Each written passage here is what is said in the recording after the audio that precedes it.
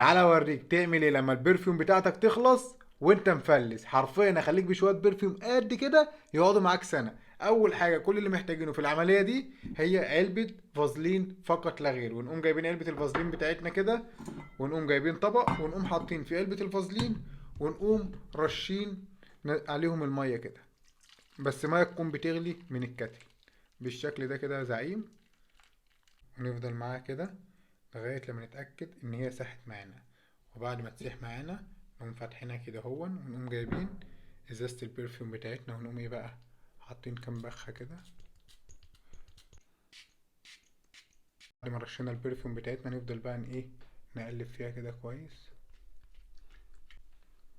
والله العظيم الريحة من أولها ضربت. إنهم جايين واخدين حتة صغيرة كده، المفروض بنعمل بيها ايه بقى. نحط ورا الودان هنا، ورا الودان التانية كده، وفي أماكن النبض هنا.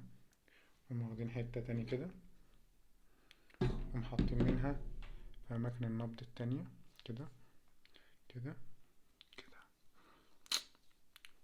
والله العظيم تلاتة من أولها الريحة ضربت وبقت ممتازة.